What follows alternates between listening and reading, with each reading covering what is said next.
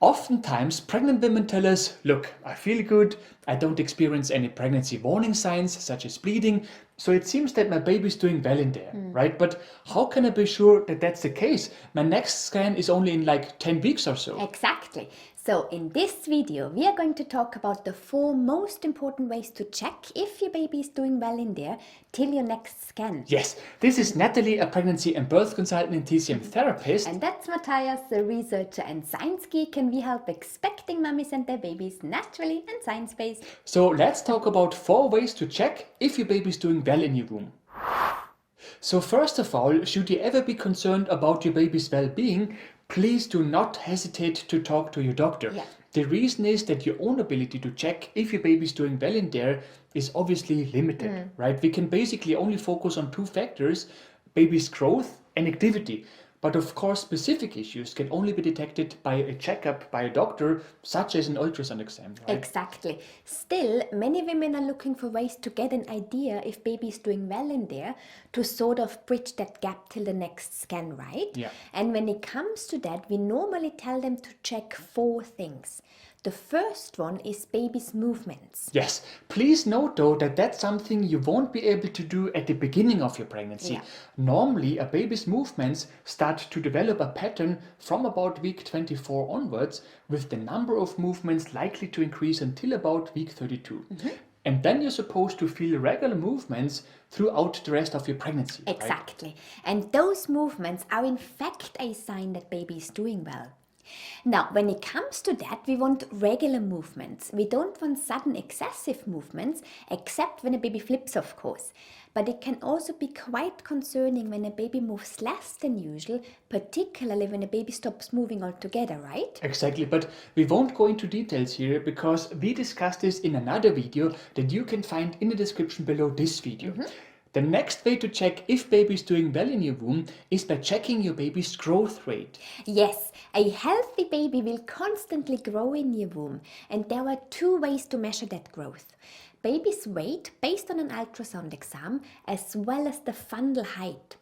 The disadvantage of the first method is, of course, that we can only evaluate baby's growth if we have had a couple of ultrasound exams. Yeah. The fundal height, on the other hand, is something that you could also measure yourself. Yes, and we are going to explain both approaches, although the first one involves ultrasound exams, which obviously you cannot do yourself, right? However, if you understand what's important about that first approach, you will also automatically understand the fundal height approach that you can do yourself, basically, right? So for the ultrasound method to evaluate baby's growth, you would need to have a look at the growth chart that you can find in the hospital folder. Yes, whenever you have an ultrasound exam, your doctor will draw a little X or a little circle into the growth chart to let you know the estimated weight based on how far along you are in your pregnancy. And then you can sort of see how your baby is doing compared to the expected growth rate of an average baby. Exactly. Now, when you look at that chart, you will want to see that your baby constantly gains weight. For example, if your baby is on the 25th percentile curve in one scan, then you will want to see your baby approximately on the same percentile in the next scan or above, right? What we don't want to see is a drop in the next scan, because that would tell us that your baby did not constantly gain weight, or in the worst case, that your baby did not gain any weight at all from one to the next scan. Exactly. And just that you know, just because your baby is below average, normally does not mean that something is not right with your baby, okay? For example, if your baby is on the 25th percentile curve, it just means that on average, 25% of babies will have a lower weight than your baby. Exactly, but that itself is normally not a problem unless, of course, we are talking about extreme cases, like when your baby is below the 5th percentile, for instance. In that case, your doctor has to investigate why your baby has such a low weight, right? Exactly. So that was the first approach. Simply check if your baby is constantly growing from one to the next scan.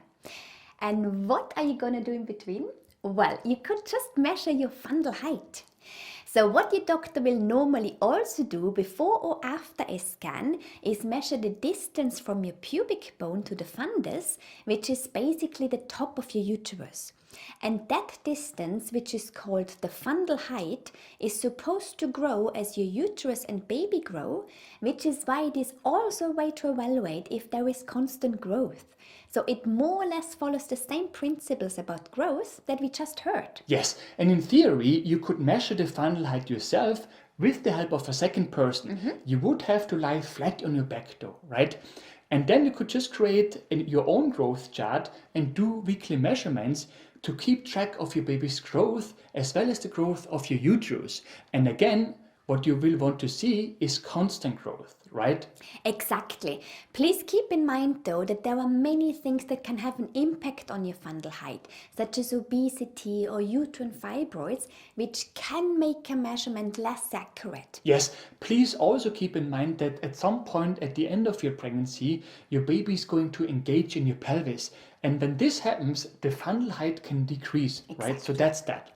Now, related to the fundal height is also the next method to evaluate if your baby is doing well in there, and that is your own weight. Exactly. As you progress in your pregnancy, you're going to gain weight on a constant basis. And that's not only because of that extra baby fat, but also because of other factors. The weight gain of your baby, your breasts, your uterus, your placenta, the increased levels of fluids in your body, etc.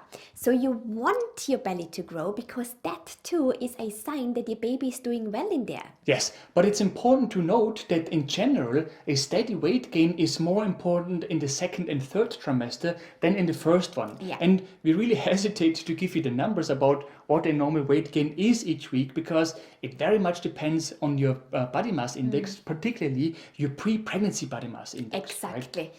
But to give you an idea, according to the American College of Obstetricians and Gynecologists, in the first trimester, you may only gain 1 to 5 pounds, which is about 500 to 2,500 grams overall.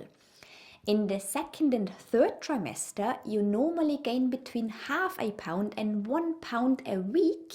So that's about 250 to 500 grams a week. But again, it very much depends on your body and pre-pregnancy weight. Exactly. And that too gives you at least some insight about baby's growth, right? If you don't gain weight or even lose weight, then you know that something is not right. And then you should see a doctor.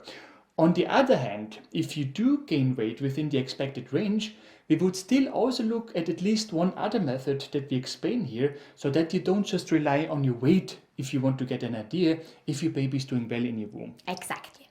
So the last method to check if your baby is doing well in there is by checking your baby's heart rate. Yes. Now that too is very difficult during the first 12 weeks because your baby is just too little. You wouldn't know where to start, right? However, as your pregnancy progresses, you could certainly try to detect your baby's heart rate with the help of what is called a fetal Doppler. Exactly. So in order to do that, you will need to place a small amount of Doppler gel on the probe at the end of your device or your tummy, and then you would put that probe on your lower abdomen starting near the pubic bone. And this is when it becomes tricky because you would have to keep changing the angle of the probe and move around your belly while keeping contact with the skin until you hear your baby's heartbeat. Yes, baby's heartbeat would sound like a galloping sound and it can be quite fast. So we are talking about a heart rate of between 110 and 160 beats per minute. Yeah.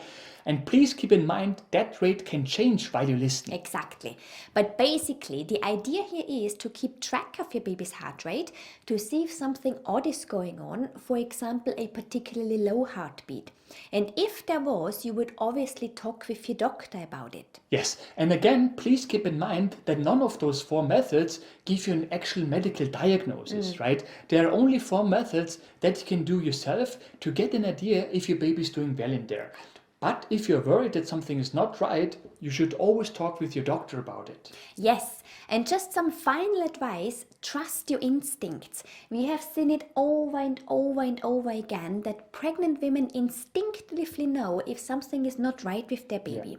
So if you have that strange feeling in your stomach, trust your gut feeling and talk to your doctor about it. Yes, and just one more thing, next to those checks, there are also more or less obvious signs that something is not right. Yeah. We call them pregnancy warning signs, and we recorded a video in which we talk about them. That video is supposed to pop up now, but you can also find it in the description below this video. Right. If you have found this video helpful, we would be super grateful if you could leave us a like below this video. Yes, and for more useful tips and tools on pregnancy and baby related topics, make sure to subscribe to our channel and to hit the bell.